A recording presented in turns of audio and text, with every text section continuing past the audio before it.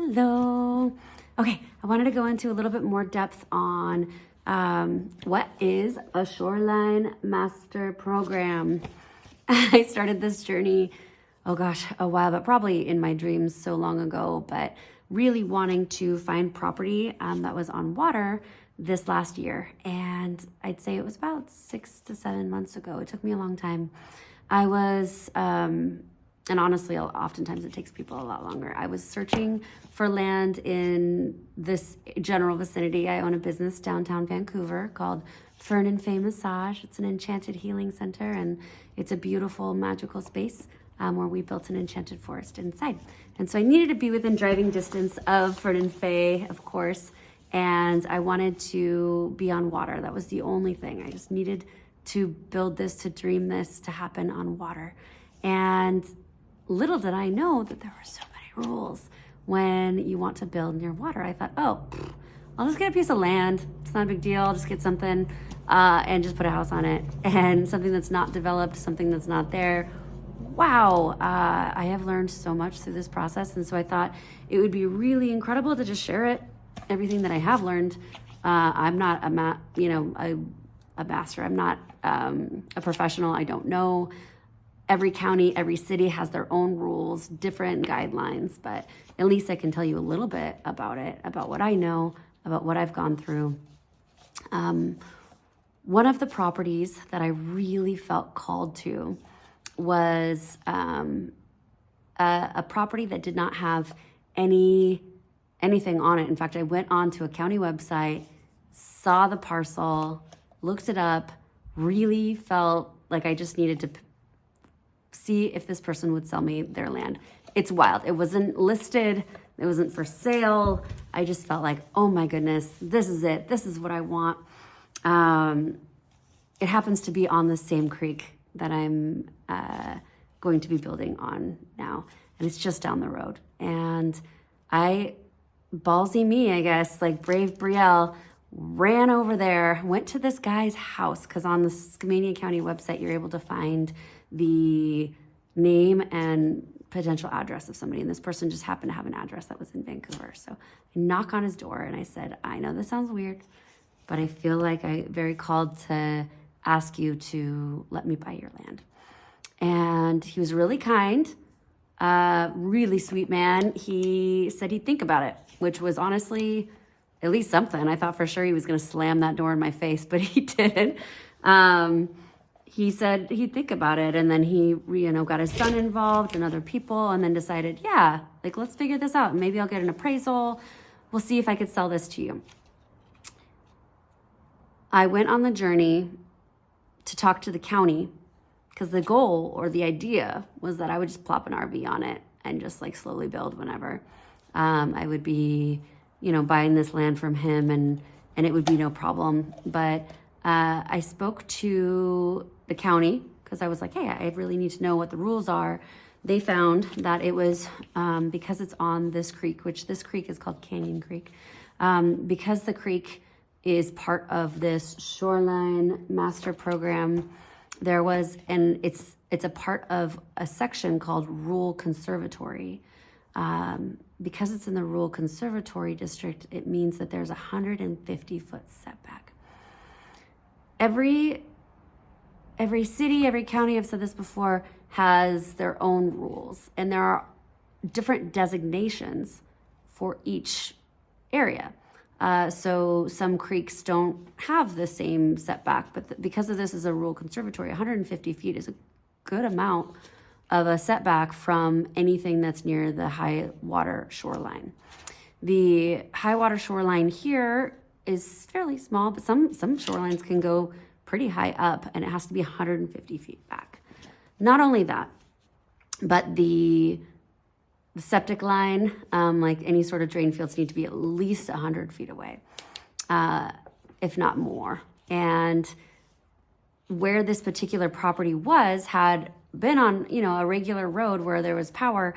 There was no well, there was no septic, but the amount of land between the road and the creek was less than 150 feet, which means that I would need to potentially build a bridge go on the other side and dig into and be able to dig into a hill on this property in order to buy it, or in order to build under like the program, I guess, or under the guidelines. But there is an option that you can get a variance. And I ask a lot of questions. I definitely don't like being told no sometimes. And so it's just like, hey, why not? Why don't we just check this out? Why don't we learn a little bit more, figure it out? Let me see what I have to do to get a variance, which means like a variance is an application you would put in to somebody in, I think King County, like near Seattle, who is in charge. They're like the judge of the area. You'd have to do a full CERTA, which is, not CERTA, excuse me, CARA. And a CARA is it's a geology testing of the land. I'd have to have Fish and Wildlife come out. I'd have to have the land surveyed. I'd have to have it mapped out, lined out a certain way. I would submit the application and all the permits, have all of everything planned, and they could still say no. If there isn't a just cause, if there isn't like, why do you need to build this? The rural conservatory is here for a reason. They could still say no. And the testing was going to be thousands of dollars. And so when I researched everything, figured out what the rules were, made an appointment with my geologist and the county, we just realized that the amount of money that would have to be going into it as a risk was going to be just too scary. And honestly, I'm a single mom. I don't have very much money. And I was scared. I was like, oh my gosh, what am I going to do? And then at the same time that happened, I saw this property come up, and it already had an existing cabin on it. It had a carport and a garage. And when you are in a place that has an existing property that's been here for a while, the rules are different. The rules are a lot more lenient because you're able to build on the current footprint of the property laterally and back. So you're able to build in this footprint, even though it's not 150 feet back, as long as you're building away from the shoreline. And that to me was such a huge game changer here. I'm currently in the middle of dealing with trying to figure out the septic, because I have to put a septic and a well on this property.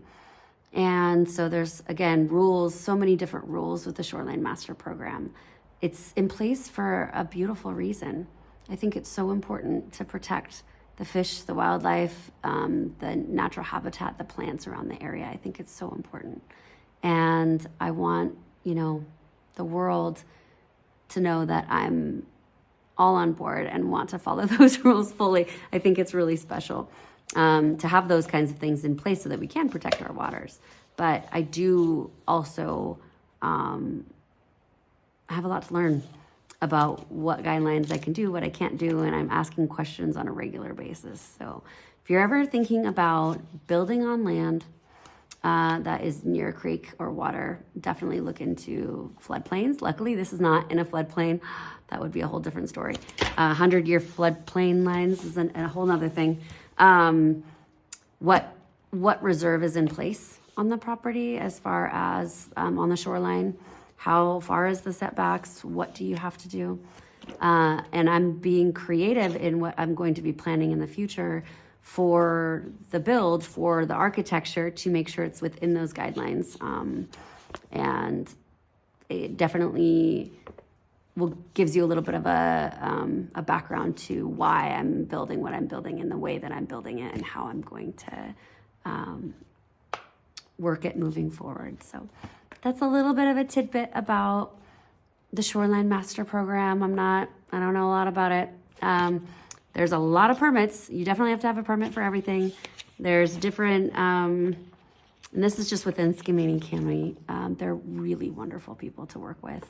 I've been so lucky that I'm working with this county, and they're just open and willing and ready to answer all the questions that I have. And if you have any more questions, you can always reach out. I'm happy to tell you a little bit more about what I know about it.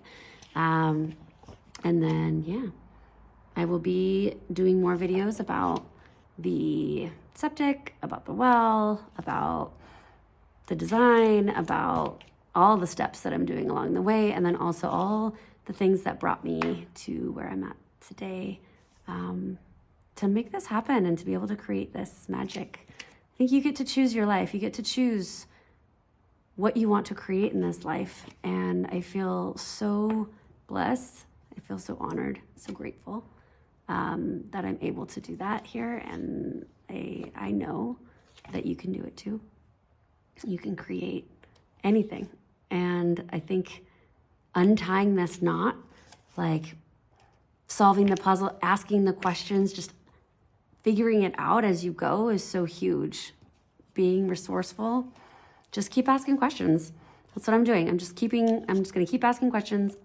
I have zero construction background. I don't know what I'm doing per se, but I'm ready to learn and I'm excited to do it. And I know that I'm on the right path and I know I'm gonna create something pretty incredible and magical. So thanks for tuning in with me.